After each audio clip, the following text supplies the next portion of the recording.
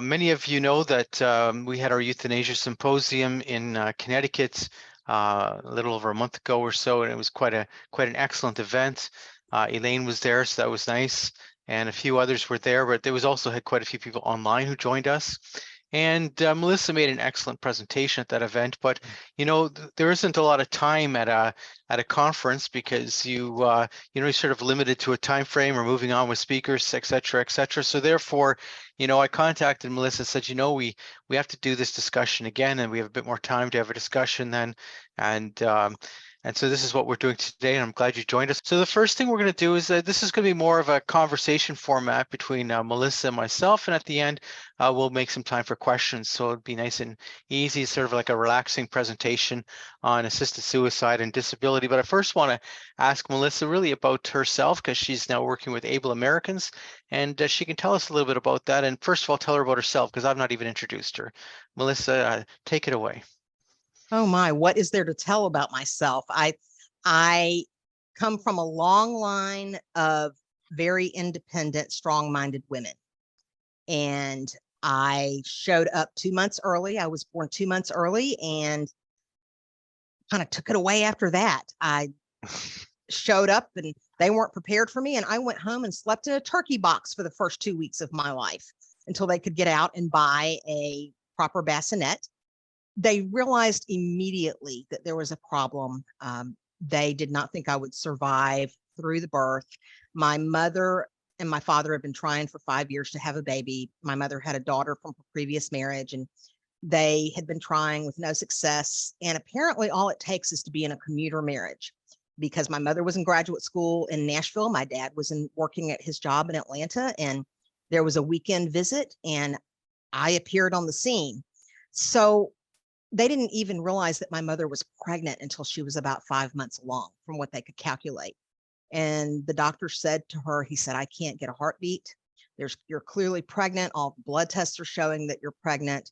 The x-ray shows that there is a baby in there, but there's no heartbeat. And I really would encourage you, because you're placenta previa, to have a DNC."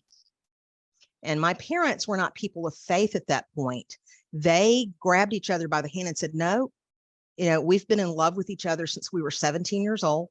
We found each other again. We want to have a baby together, and tell us what to do to make this pregnancy viable, if at all." And they said, "Well, we had a heartbeat last week. Let's check again next week." And of course, clearly there was a heartbeat, because I'm here. And at the end of the 7th month, they took me, because my mother was hemorrhaging so badly that she kept having to have transfusions. And she had been in bed, sewn closed. I don't mean to be graphic, but that's just the best way to put it. She was sewn closed. They took her into the emergency delivery room to do the cesarean section, not thinking that I was even going to live. And they thought they were going to lose her too. And so they yanked me out, put me aside, and lo and behold, after they did a hysterectomy under blood to save my mother's life, I was in the incubator humming a song. And they clearly realized that, oh, the baby's viable. And not only is she viable, clearly she's got an ear for music, and let's just see what happens. I got a letter every year from my mother's OBGYN until he died, telling me how grateful he was that my parents had gone against his advice and had been determined to have me. Now,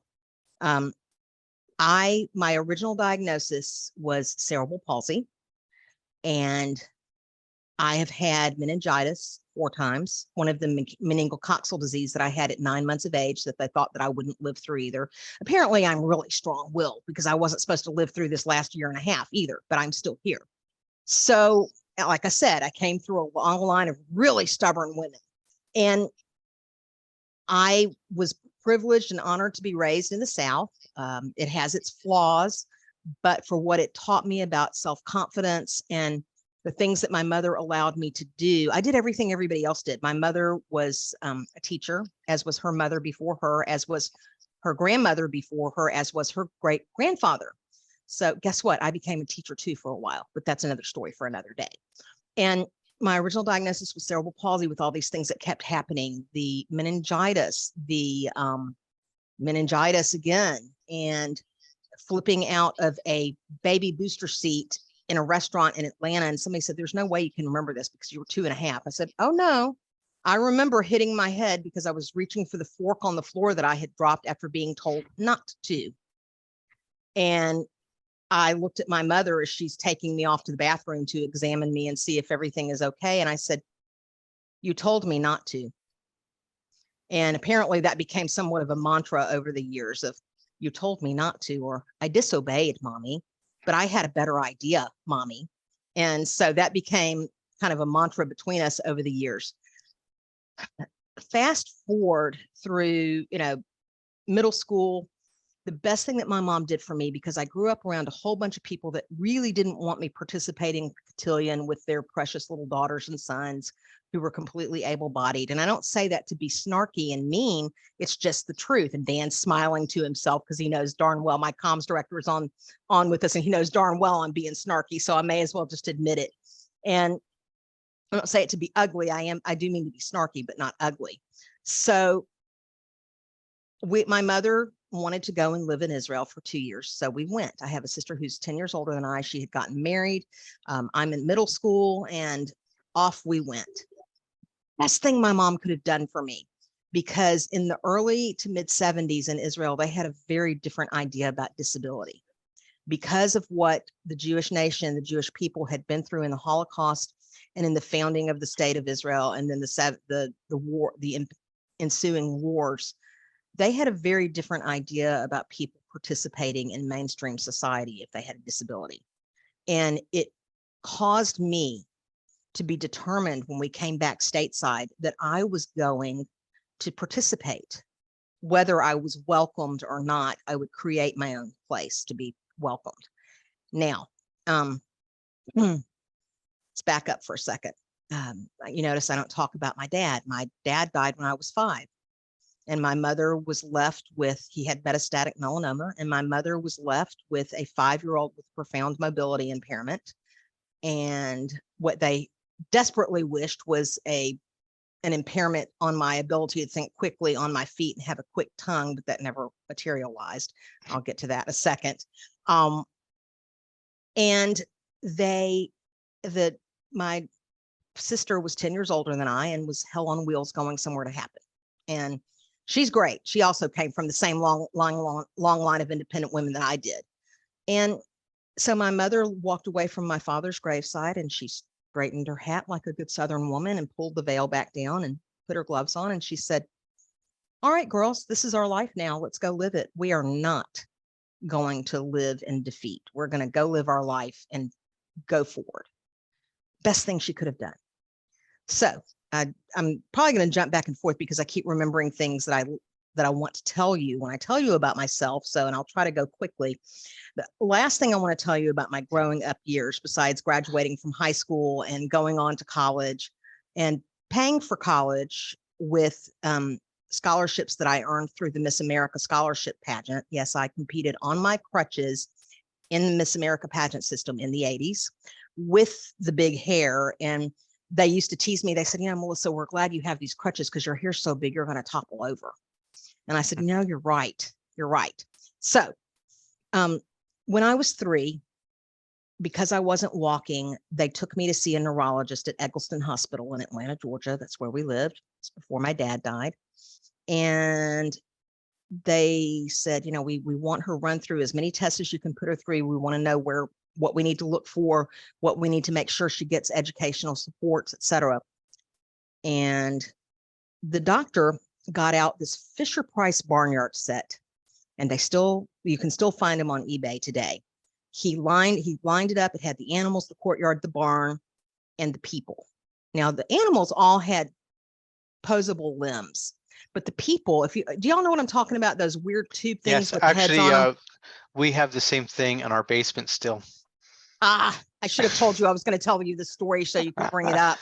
And the people all had heads, but no limbs. Their limbs were painted on. And so I lined all the people up very neatly at the edge of the corral, and I'm playing with the animals. I'm having interaction with the animals. I should also tell you that my sister was an Olympic caliber equestrian. So I knew all about horses, and I'm, putting the horse through its paces and doing all that. The doctor looked at me and he said, "Why aren't you playing with the people?" Now, as a pediatric neuropsychiatrist, I know what he was looking for. He was looking for some upsetness or some flaw in my psyche where I felt ashamed.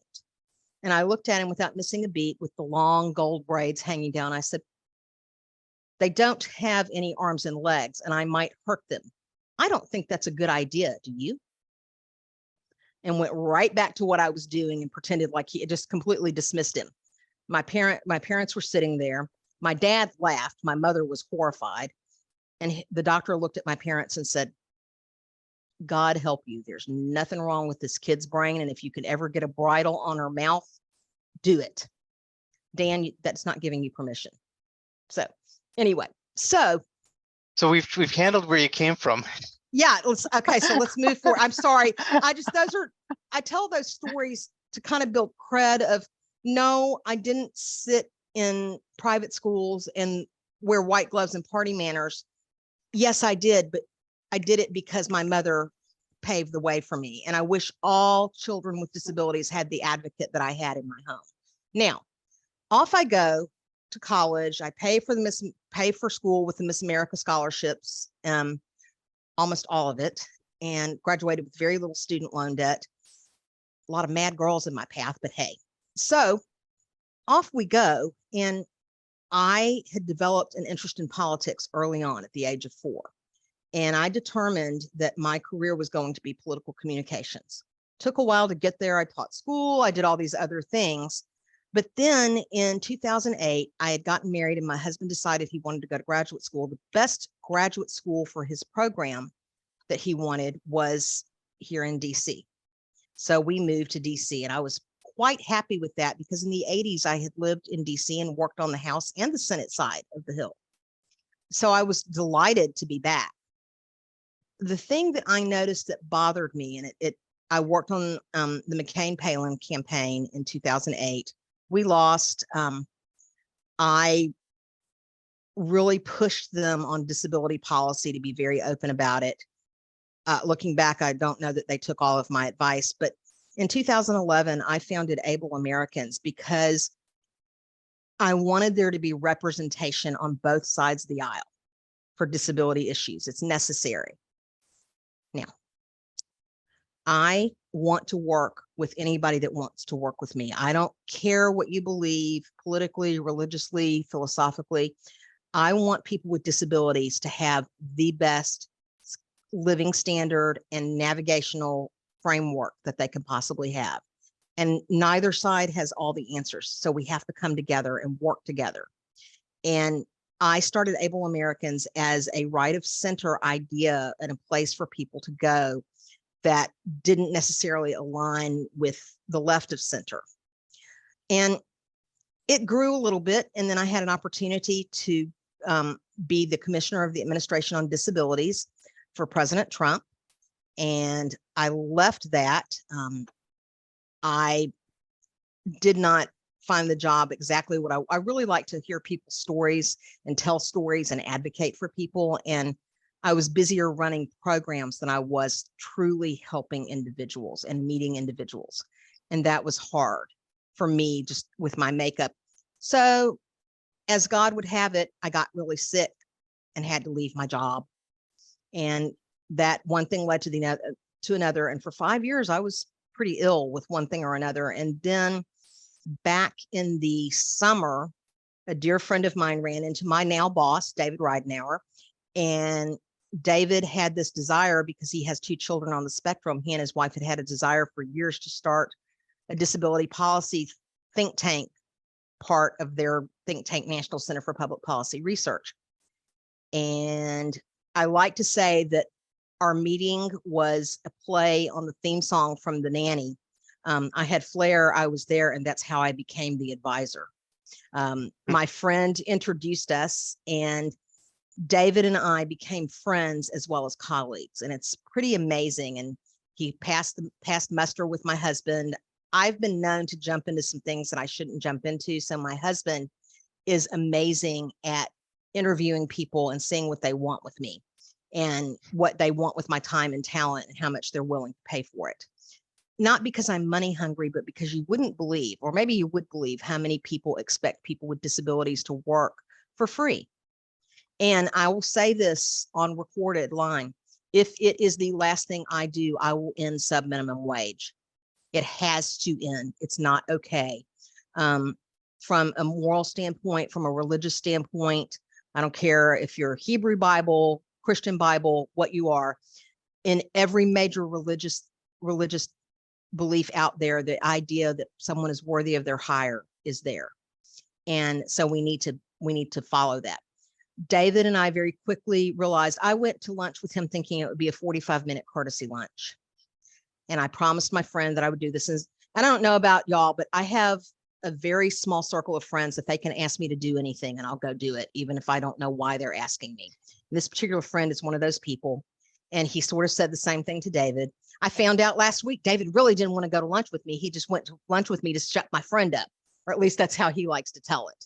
And Dan is smiling again because he knows I think he heard the short version of that. So we discovered very quickly that we had a lot of the same ideas and a lot of the same thoughts and plans for our professional lives. And so a year sooner than he had really planned, I merged Able Americans with National Center and went on staff. So that's just the short version of how we got here. And let me finish one more piece, Alex, and then you can pepper me with questions. From my own experience last year in the hospital, I've seen with my own eyes that euthanasia, medical aid in dying, mercy killing, whatever you want to call it, is coming down the tracks really fast at people with disabilities in this country. And I'm not okay with that. You will not tell me when my life will end, and you will not tell me what you think my level of suffering will be. And that's just not going to happen. My life matters. And every single square that I see in front of me, the pictures and without pictures, your life matters. And I will stand in that trench and fight. We're not going to allow this. So that is all I have to say about that. Alex, go. Well, there's two things. I wanted you to talk about the story of when you were in the hospital, because I think a lot of it comes together, and then we could talk about assisted suicide from there, I think. That's the term I was looking for, assisted suicide, that I couldn't come up with. On January 6th of 2021, when some of the people I love most in this town on both sides of the aisle were being held hostage at the Capitol, I was sitting in a doctor's office being told that I had a very aggressive form of breast cancer. And it was not a good day for any of us. I said, all right, what do we need to do? And my OBGYN looked at me. He said, I've already made appointments with you for the best people that I want you to see.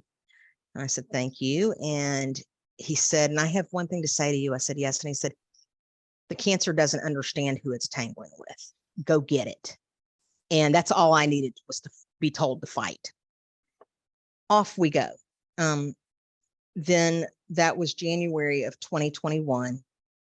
And by July of 2021, my body, I was re-diagnosed as having spina bifida in 2008 when we came to DC, and a specialist in spina bifida saw me. And I have spina bifida SBO. Can't remember what the O stands for. I'm having a brain freeze today. And Can I ask you a question? Can I interrupt for 1 second? Yeah. Spina bifida, there's a type that, of course, when you were born, they would have noticed because you would have had an right. opening. It was the kind they didn't notice, and they didn't find until 1993 when medical technology found it. It's up here where and it's internal. Yes. Yes. Yeah. Okay. Yes. I know exactly what you're talking about. Go ahead. Yes. Yeah. So, somehow all the worst parts of the outflowing of the spina bifida, I got a UTI that went rogue. I got a bowel infection that went rogue, and on those medications, I got C. diff. And my body was so weak from the chemo that I couldn't fight anything off. And they had already said, they'd said to us, you need to talk about an end of life plan. You need to talk about what, you need to talk to your priest, talk to your family, make sure your paperwork is in order, etc. And so we had just finished doing all that and minding our own business in the hospital room with just the people that we needed in there, my husband and the few people in there. And it got to be late, and he took Annie Oakley home with him. She's my service dog. He took her home with him, and I was lying in that bed by myself reading. I'm an avid reader, so if you've got favorite books, feel free to ping me on Twitter with them, DC Bell on Wheels. And I'm there reading, and all of a sudden this nurse that I've never seen before appears at my bedside, and she's got her hand in her pocket. And I'm a little nonplussed. I don't know quite what's going on. I said, hi. And she said, well, I wanted to come and talk to you. I've been waiting for your husband to leave because I wanted to come and talk to you.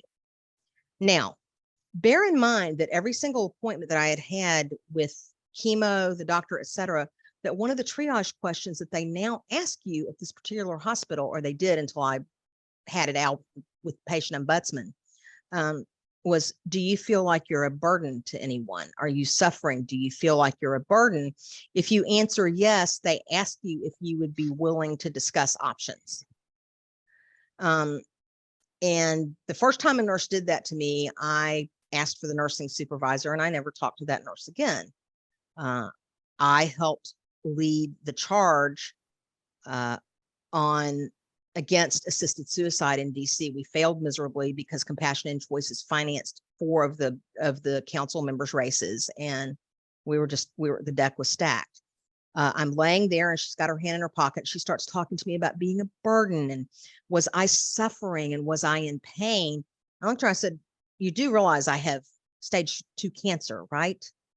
And she said, yes. And she said, you also have all these other things. I said, how do you know? And she started listing off. I said, how do you know? Because I've never seen you before. And from your tag, you don't work on this floor. So I need to understand how you got access to my medical records. Then she kind of backs off. And then she starts talking to me again about assisted suicide, and that there were options, and that, there were people. She said, I work for an organization that can help you. And all of a sudden it clicked in my head. I'm lying there in that hospital bed with my wheelchair on the other side of the room. I do have enough ambulation that I can get to the bathroom and back by myself. It drove them nuts because I would get out of bed and go by myself. But it was either that or have really unpleasant things happen and have to stay in that situation until they were ready to come clean me up. And I looked her square in the face and I said, you work for Compassionate Choices, don't you? And I said, I don't think you know who I am. And I'm thinking, and I'm sure she's thinking to herself, well, you're certainly not the Queen of England, so does it really matter who you are? And I start screaming, and with each syllable, my voice gets a little louder, and then every medical professional on the floor is in my room. And she's escorted out. They realize that she's not supposed to be there. She was a floater nurse through a temp agency. And she doesn't work at that hospital anymore because of this incident. The thing that made me so disconcerted, if she had just stood there and talked to me with her hands on the rail and her hands where I could see them, she kept putting her hand in her pocket. And I was like, oh dear, she has the shot in her pocket. And I suddenly felt like a sick dog at the vet.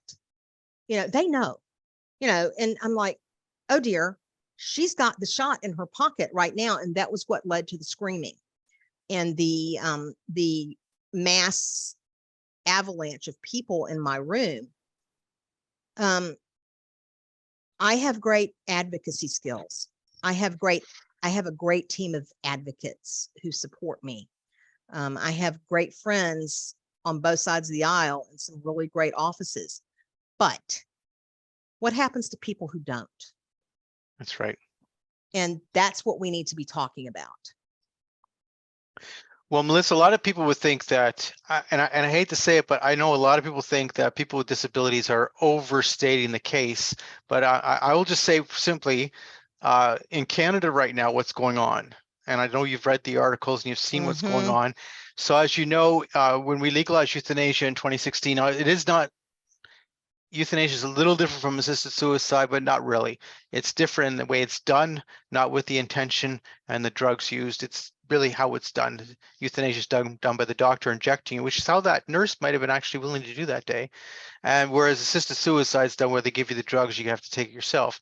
So it's a little bit different, but the intention, everything's the same. But in Canada in 2021, when they removed the requirement that a person be terminally ill, even though they never defined that in the original law, it said that your natural death has to be reasonably foreseeable. And you probably agree with me, if you don't define that term, what does it actually mean? Natural death be reasonably foreseeable? I don't know. I think all of our natural deaths are reasonably foreseeable. Nonetheless, getting back to my point, what we've seen is a lot of euthanasia of people with disabilities, and the disability movement said it, that this is what was going to happen. They said that what's going to happen is people who are living in poverty, people who are not knowing what to do, they can't live with the way they're living. They're not being offered treatment. So we've had cases of people saying, I've been approved for medical aid in dying, but which means euthanasia. Medical aid in dying is, it's just a nice word for it, right, Melissa? It's just a word to make us feel better. Anyway, I've been approved, but I don't actually want euthanasia. What I want is treatment, but I can't seem to get treatment.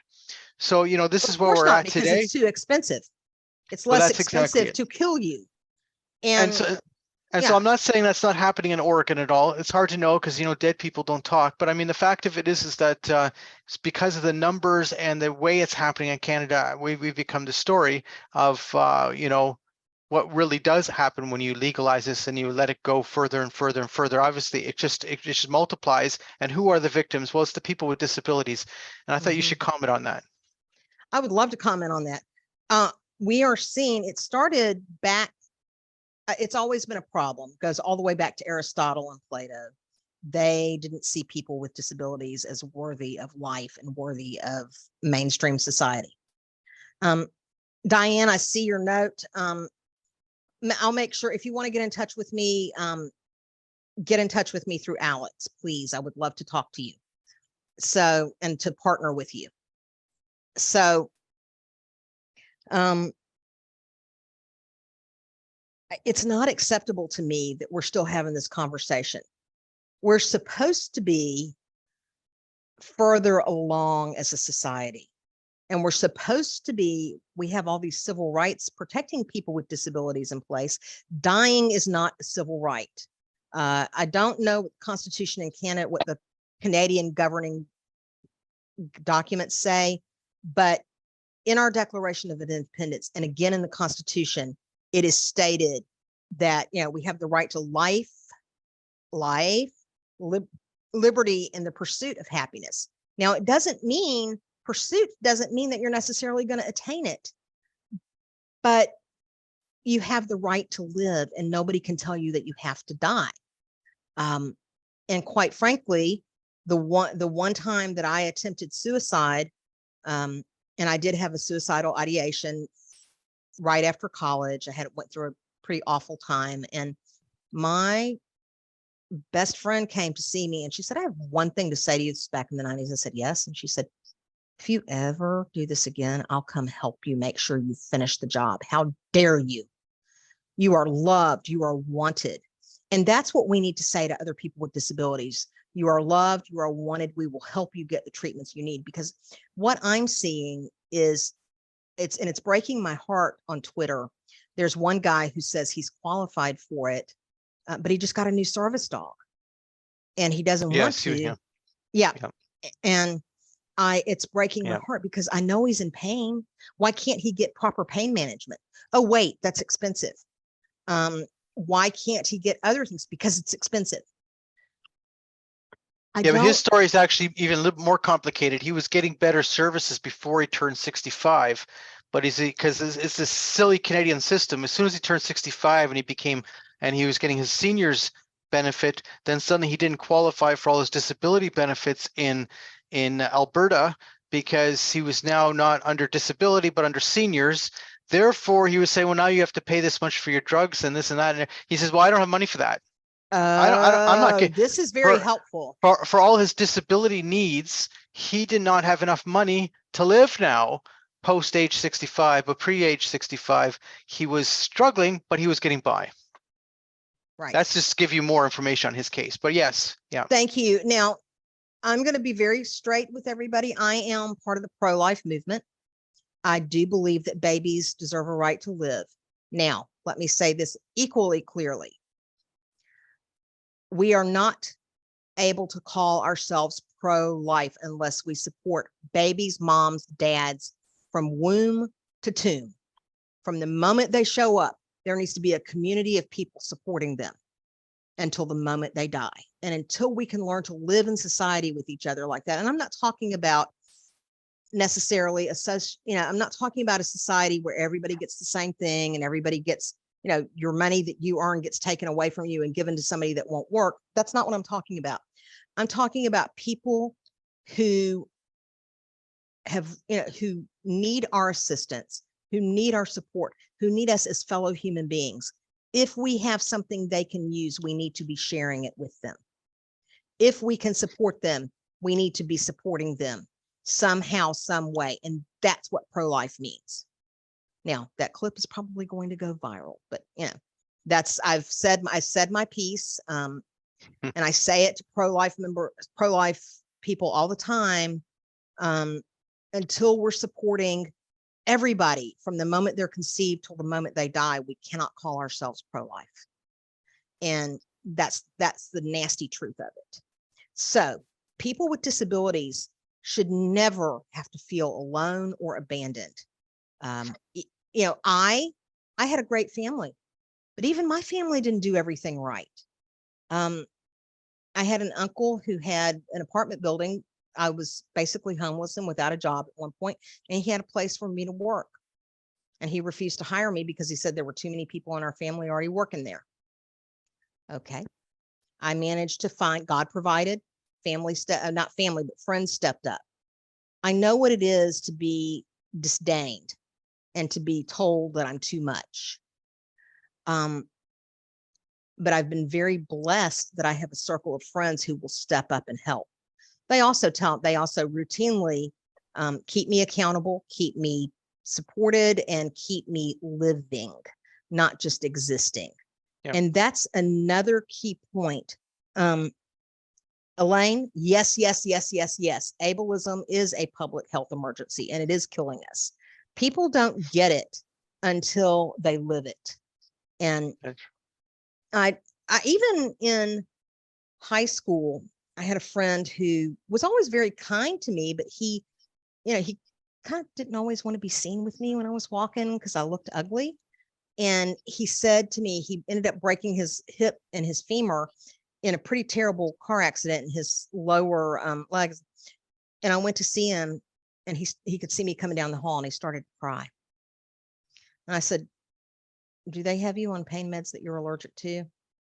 That was my first question. And he said, no, I just didn't think you would come see me. And he said, you're the person I most wanted to see. He said, I'm sorry. I had no idea.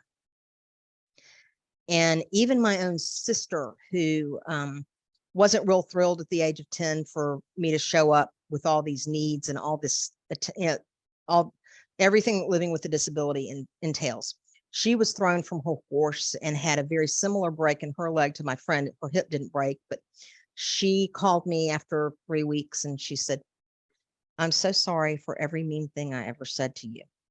And I said, and they have you on how much opium? She said, nobody gets opium anymore. I said, fine, morphine, whatever it is they've got you on, what's loosened your tongue? And she said, no. She said, I get it now. I'd love to tell you that we're best friends now. We're not, and we never will be. There was too much. That's another thing that we have to address is the person with a disability. When a child is born with a disability in a family, the siblings of that child have to be given extra support. Parents need to stop calling their kids special needs. They need to address their children. And I go round and round with a couple of people that I deal with on a daily basis about that. It's got to be kids with disabilities or disabled kids because they still need to be seen first as kids who have the same needs as their able-bodied kids. That is a very subtle form of ableism. I understand the usage of the term special needs by parents. I try to gently educate them. I'm frowned at most of the time and sometimes hung up on the phone or the webinar gets shut down, but that's okay. You got to plant seeds. Churches civic organizations, temples, mosques. What do they call the Hindu place of worship? Jewish temples, Buddhist temples, mosques, Hindu places of worship. The whole spectrum's got to step up and welcome people with disabilities and support their families and support them. One of the most meaningful things I ever saw was when I lived in New York City, that at our church, we had a guy who spent time with a family in his building. They had a child with a pretty profound learning disability and also accompanied with a seizure disorder. And he would take that child once a week and go do something fun with him. Or once every 2 weeks, so that the family could go and do something that that child couldn't do, but the other kids wanted to do. And there were some people who thought that was terrible. They're like, they're excluding their special needs child. Is that awful? I said, no, it's not awful. It gives the other kids an opportunity to do things that they want to do. And it cuts down on the resentment of, well, we can't do that because Johnny can't go do that. And if Johnny can't do it, then we can't do it. And you'd be surprised how many siblings I've talked to who feel that way. And the child with the disability in the family knows it. They sense it. And sometimes they're even told it in the dark of the night by the little darlings that share their bunk bed or whatever. So I see why. Let's go back to Germany. You know how they sold T4, which was the German killing of people with disabilities, to perfect the ultimate final solution, which killed a third of the living Jews at the time, if not more. They sold it in the middle school, the upper elementary school, the middle school, and the lower high schools, as saying that it was the kind thing to do because it was the prudent thing to do because it was too expensive to keep these people up, and they were useless bread gobblers. And they inbred it into the kids long before they ever first started putting those children in the vans. And so that's what we need to talk about. And I know, hasn't Canada come out with a medical aid in dye and coloring book? Did I see that somewhere, or am I just dreaming it? Well, there is one now. Yes, the MAID providers are promoting this special coloring book, and the idea is that the child can then talk ahead of time before grandma gets killed, and come to acceptance that this is a wonderful thing. And to me, it's once again everything they're doing to normalize killing. But the reason, so this is certainly one of the things we're doing. And of course, we're talking now in Canada about euthanasia of newborns. Of course, newborns can't consent or ask for it. No. And these infants, and we're talking of course about euthanasia for people with dementia who can't request it. Can't. So the reason we're doing this obviously is because people look at those people's lives and they say, oh, so-and-so would never have wanted to live that way. What they're actually saying is, I don't want to see someone who I knew living this way. So we're going to kill them. See it, and I don't want to deal with it because I don't want to see it. I don't want to deal with it because it gets in my way. It's selfishness. The problem, Melissa, is killing is actually very easy to do once it becomes normalized. Mm-hmm. Once it becomes normalized, it seems like it's the most reasonable thing to do. And as we say, before Canada passed this Bill C7, which was in March of 2021, which expanded our law, the disability community was saying, the reason this will affect people with disabilities, because of course it didn't say in Bill C7, let's kill people with disabilities. It didn't say that. But what it did say is it defined it as being possible for people who weren't terminally ill, but what they had to have a chronic condition that could not be, how would you say, healed or whatever. In any couldn't other be cured. Yeah. Couldn't be cured. So obviously speaking, they were talking about people with disabilities. Absolutely. And they said, and then you hear the euthanasia lobby saying, but these people are lying because it's got nothing, you can't be approved for euthanasia because of poverty.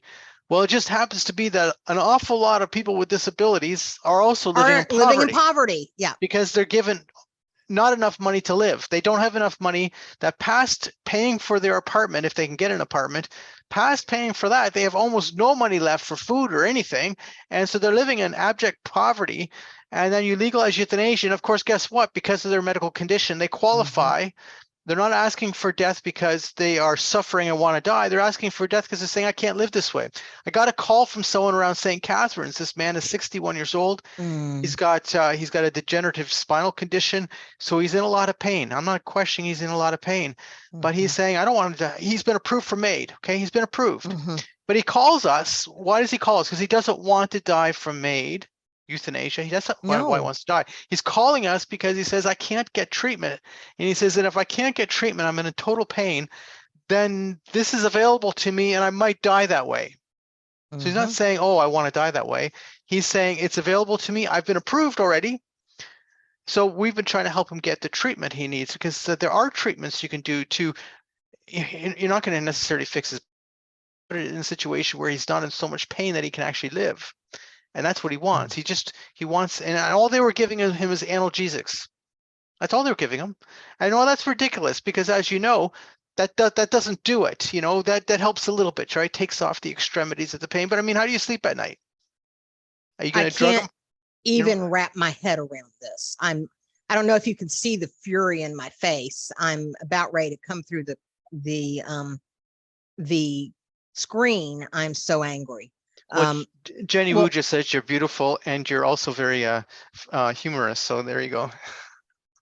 I probably should miss my calling. I should have been a stand-up comedian. Oh, excuse me, a sit-down comedian. Thank you, Jeannie. That's very sweet. So let me just throw this idea out to you. I'm going to say something unpopular here.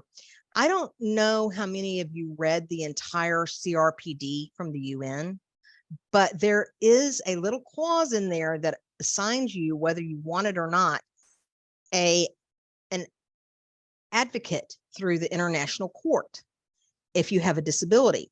And it means they have more power over your medical care than you do.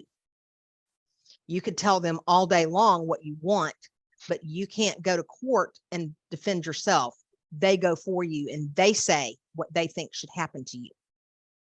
And that is one reason I'm going to say an unpopular thing here because I caught a lot of flack for it, but I read it.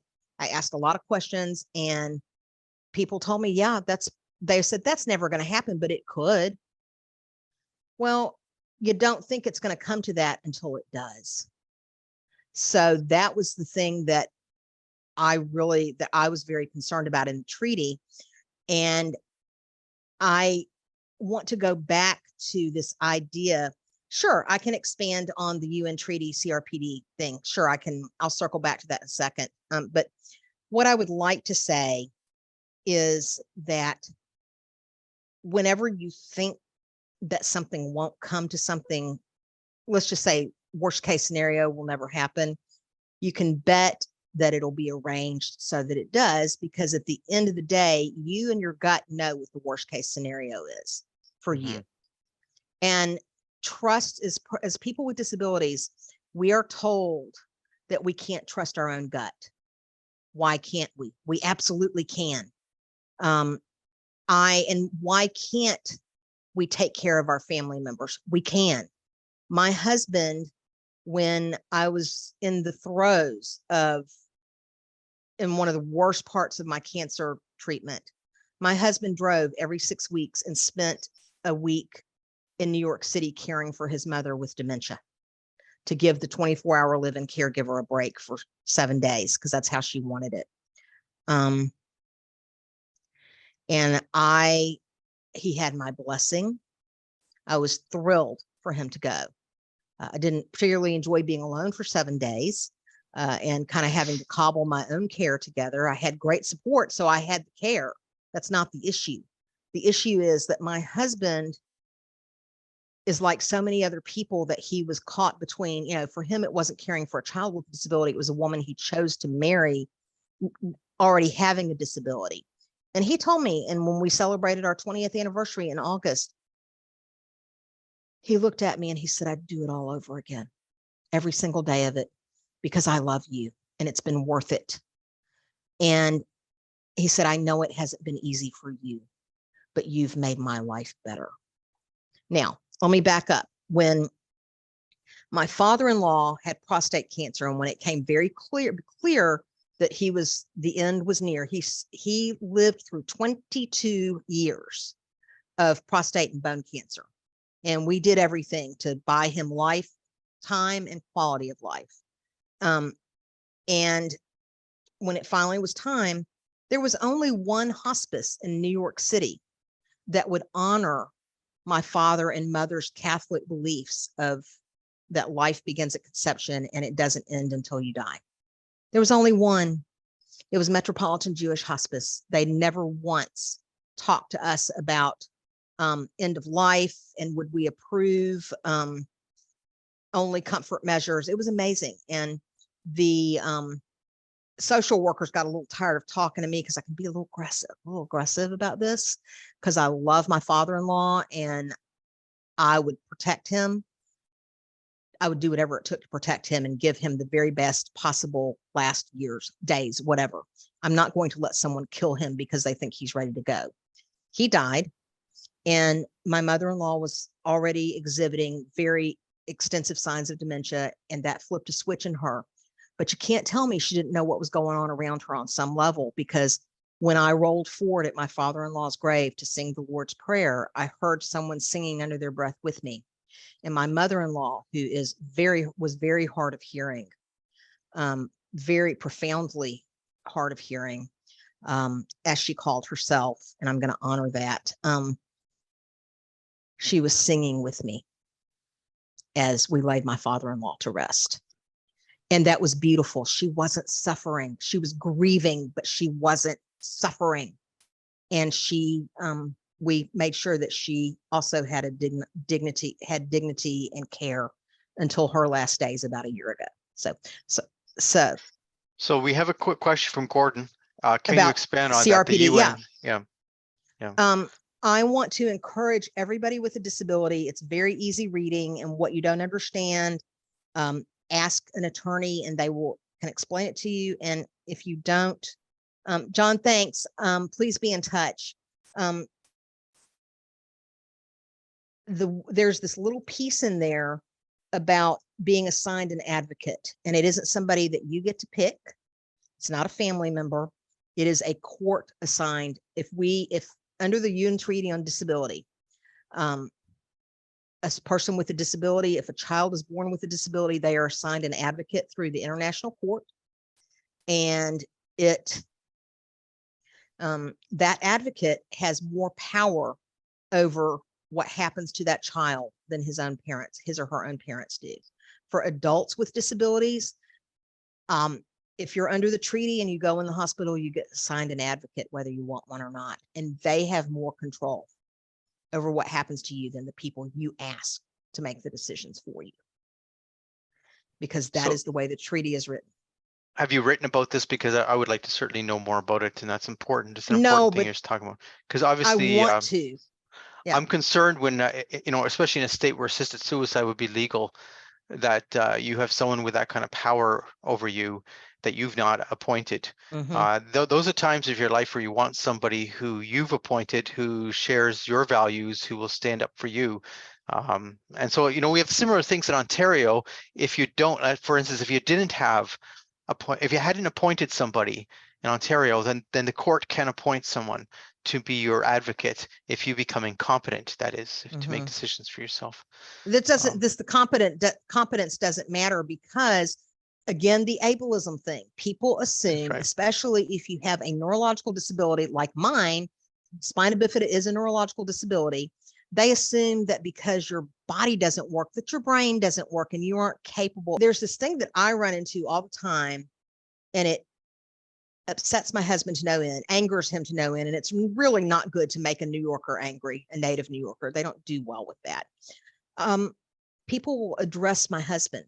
Even after I've given a speech in front of 30,000 people, people will address my husband and ask him what I want and where we should go and this kind of thing. And I see some nods and things like that. And y'all, that's not okay. It's not okay just because you're, and I think, Elaine, you and I talked about this on the phone, about the fact that just because you sit in a chair, suddenly you aren't able to put 3 words together. Don't touch me, or don't talk to me, or don't, it's, Yes, Gordon, it applies in not all UN member countries. It applies in the countries that have signed on to that specific treaty. And we have not yet, the United States has not yet signed on. I don't know how it works in Canada. Do you guys sign on through the UK Okay, or? so Canada signed under the treaty, and that's also why we recently had the that UN report where they did an investigation into but that was on the rights of people with disabilities, that investigation into Canada, where they came out and published a report actually attacking our euthanasia law because of how it's affecting people with disabilities. And I think that's an important point because the people who came from the UN, they were coming just to examine how we're implementing the rights of people with disabilities treaty, and what they put in their report was how terrible our euthanasia law is because how it affects people with disabilities is intentionally negative. So, and I can send you that report. Interesting. I would love to see it. Yeah, it's worth reading. Yeah.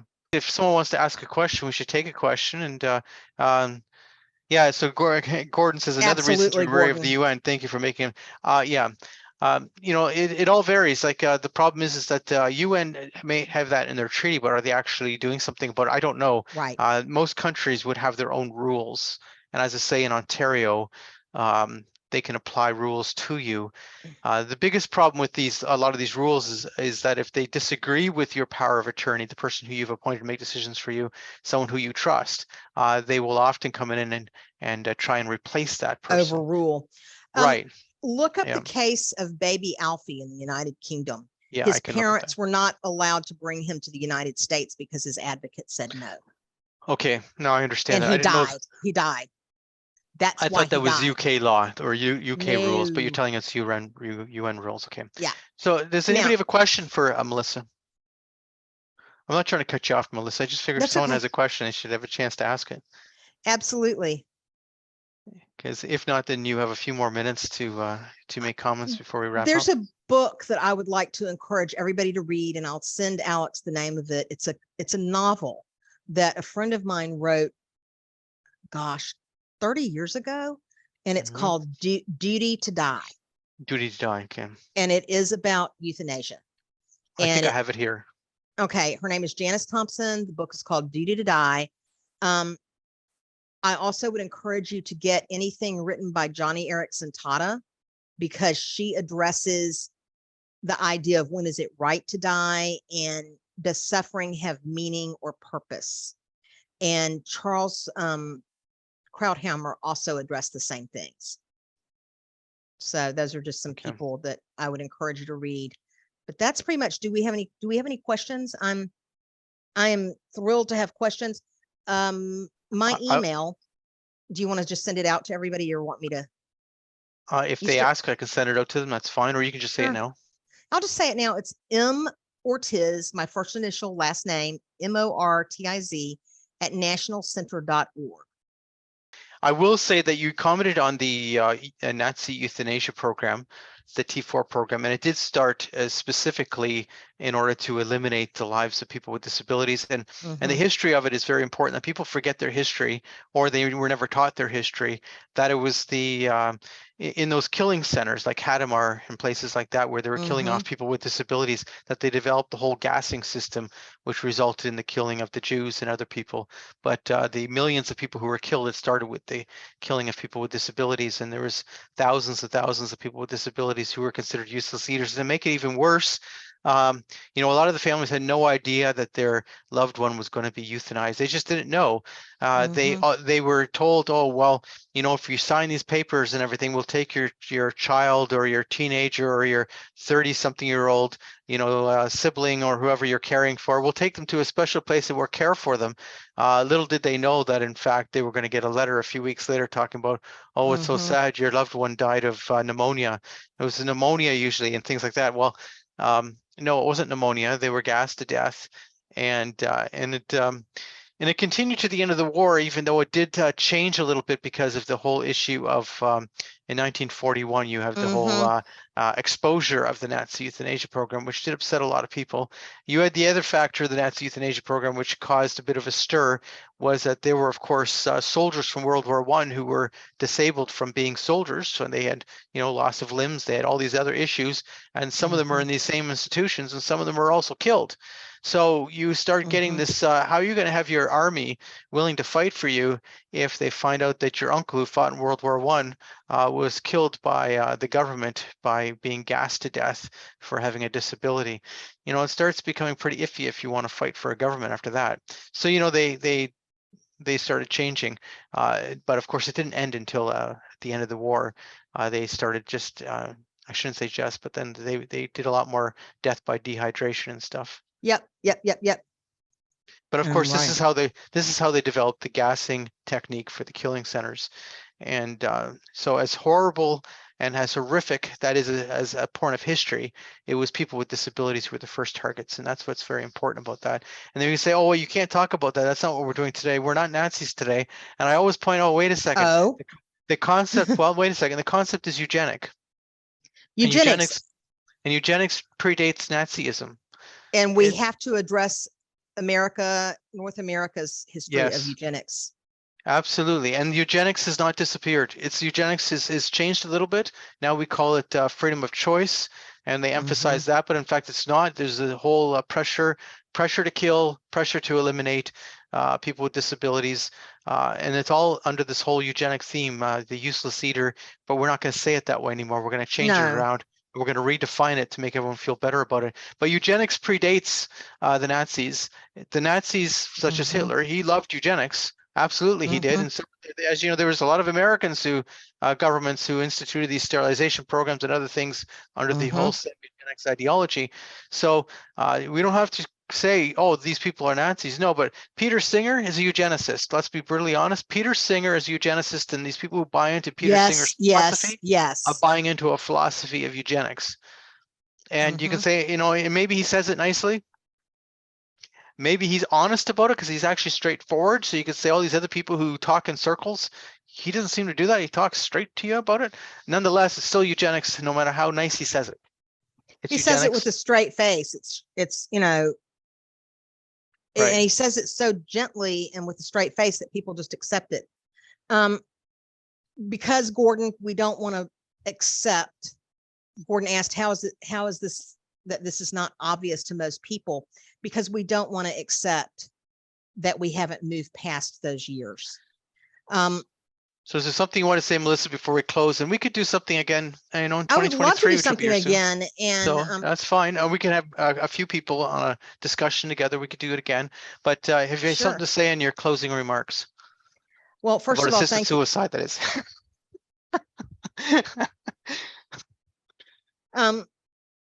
Thank you for having me here today. Thank you for the opportunity. As long as I have strength and breath to fight this, I will fight it. Let's band together. Let's put everything else aside except the idea that all life is worthy of living.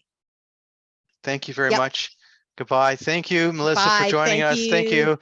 Hopefully we can do this again very soon. Thank you, Elaine, for joining us, and for others. And I'm glad we came together today.